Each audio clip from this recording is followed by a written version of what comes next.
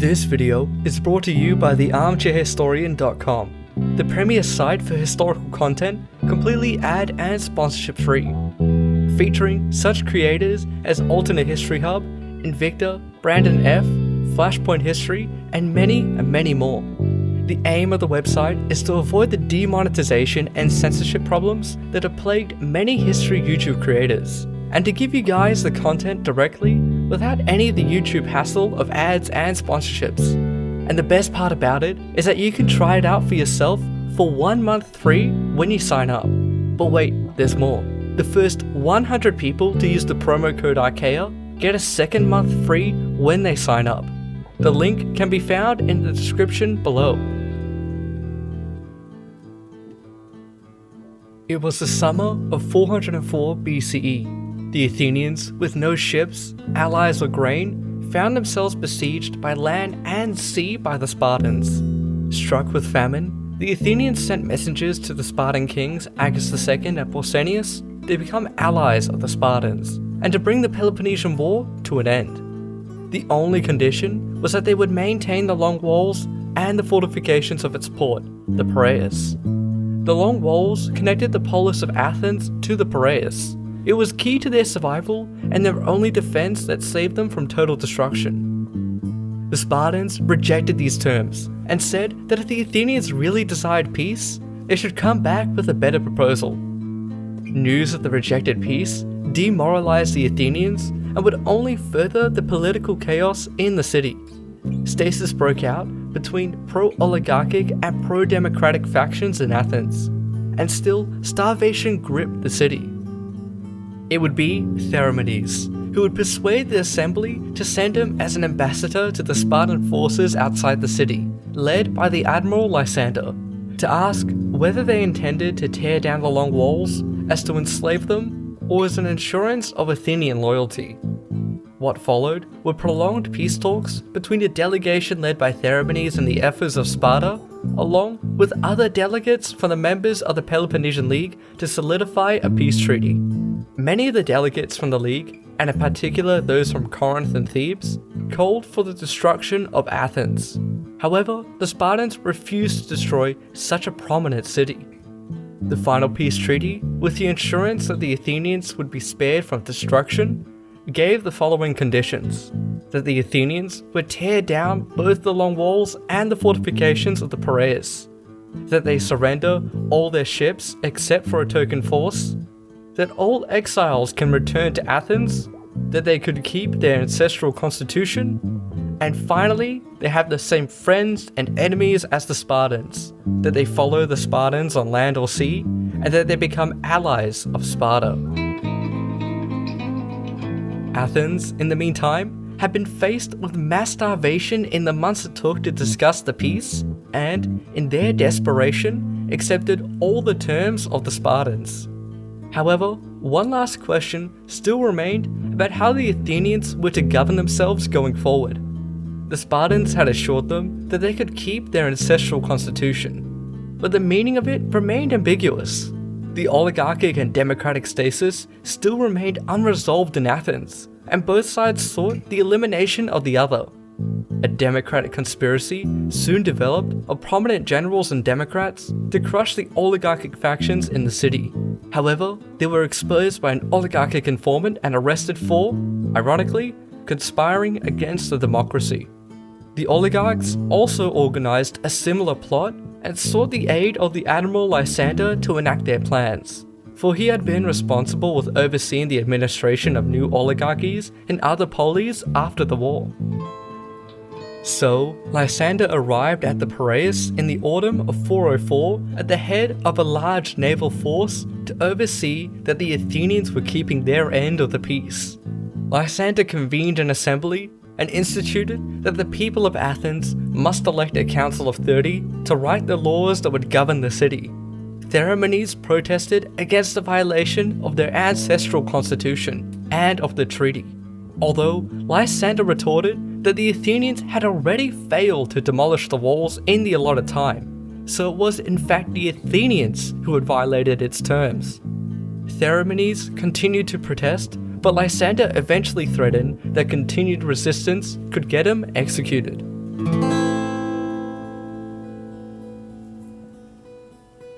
By this point, many questions might be asked about Athens' current state. How did the Athenians arrive at such a position? How could Lysander simply sail over to Athens and abolish its ancestral democracy and replace it with an oligarchy? And what role did Theramenes play in all of this? The answers to these questions can be found in the events throughout the second half of the Peloponnesian War, known as the Decelean War, with the turbulent times of stasis between democrats and oligarchs that eventually led to the installation of the 30. For this was not the only time in recent memory that the Athenians were overcome by oligarchy. During the war in 411, a couple years after the disastrous Sicilian campaign, the tide of war favoured the Spartans. Furthermore, some of the Persian satrapies had thrown their weight behind the Spartans in the conflict. To step in and help, the ever-influential demagogue Alcibiades, then in exile in the Persian court, persuaded the oligarchic factions in the city that the Persian satraps might be willing to aid the Athenians instead if they were dealing with an oligarchy. The idea took off amongst the oligarchs, although it soon proved that Alcibiades was unlikely to live up to his side of the bargain. Not that they seemed to have cared, as Alcibiades fell out of their favour. A council of 400 managed to establish themselves in Athens through coercion and manipulation of the assembly. This council of 400 had sweeping control over the governing of the city, but was struck with factionalism amongst the moderates and extreme oligarchs.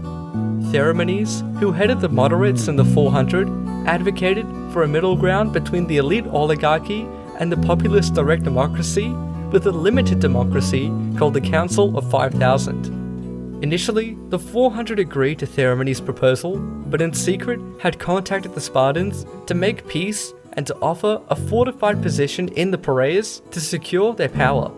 Theramenes, gaining wind of the deceit, helped to overthrow the 400 and instate the wider council of the 5000. At the same time as the coup in Athens, the oligarchs of Samos off the Anatolian coast were also persuaded to instate an oligarchy on the island and seize the Athenian navy docked there. However, this was thwarted by Thrasybulus, a hardline democrat and leader of the navy. Alcibiades, seeing he wasn't welcomed by the oligarchs and trying to appease the democrats of Samos, insisted instead that the Persians would be willing to work with Athens if it were not a democracy. Thrasybulus was persuaded and was willing to cooperate with the broader 5000 for the greater good that Persian funding could do for the war effort. Of course, Alcibiades couldn't secure the Persian funding, yet he was still welcomed back with open arms.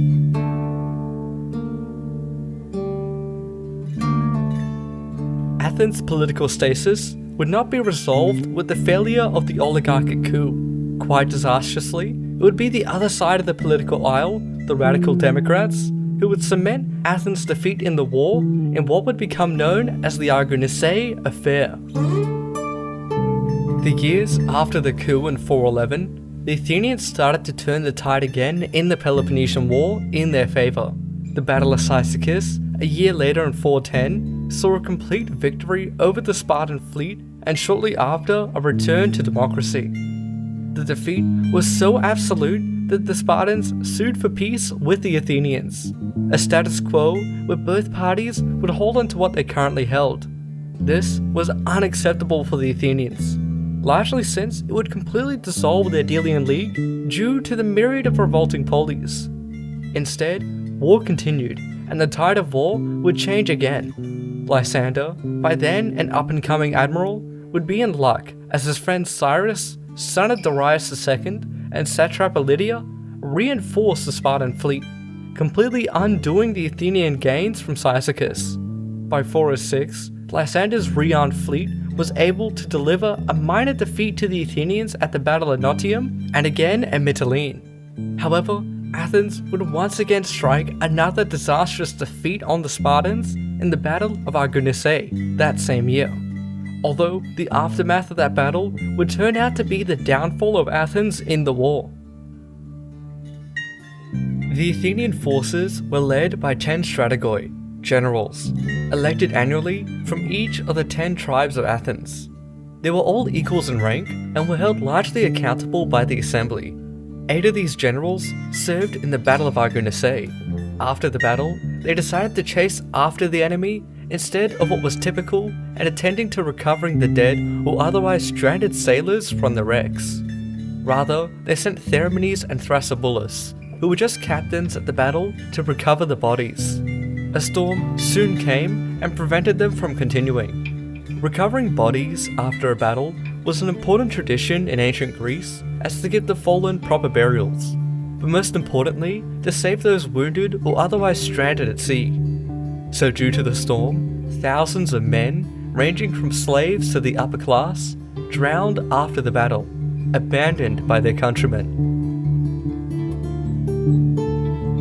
The assembly were glad to hear about the victory, however, they were angry about the failure to collect the dead.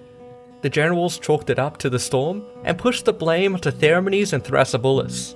Except, when they gave their side of the story, there was further outrage at the negligence of the generals in choosing to chase the enemy instead of collecting the dead. So the assembly called them all to trial. However, 2 of them went into self-imposed exile and only 6 showed up. What followed was an extreme case of democratic misjustice, wherein the assembly sentenced them all to death. The consequences of this decision would mean Athens lost 8 veteran generals that secured their victories at Cyzicus and Argounisai. In their next encounter with the Spartan fleet, led again by Lysander and reinforced by Cyrus, the Athenian fleet was devastated under the leadership of new, inexperienced generals at the Battle of Aegospotami in 405. This crushing defeat would soon lead to their desperate surrender only a couple years later, and to the situation they now find themselves in with the election of the 30. Thus, the long walls and the perilous walls were demolished. The 30 were elected by the assembly to govern the city whilst they codified the new laws for their ancestral constitution. However, the cards were stacked against the assembly as the 30 comprised mainly of members of the oligarchic faction. Although Theramenes was elected as one of the 30 as a moderate voice for the people, but he was by no means a democrat. The oligarchs were now in control of the city, and they went about securing their authority by executing the imprisoned democratic conspirators, showing a clear message to any would-be opposition that they would not tolerate any treachery. The reign of the 30 Tyrants had just begun. Thanks for watching. If you want to see even more videos like this one, as well as videos you won't find anywhere else, then be sure to check out the ARMCHAIRhistorian.com, where many more history creators are uploading. By using the code Archaia, you get a 2-month free trial and help support the history YouTuber community with a censorship-free, ad-free, and demonetization-free platform. Just check the description below for details. Now, if you want to see more of my content, why not subscribe and hop on over to the Discord. And if you like the music, be sure to subscribe to Leander's channel as well.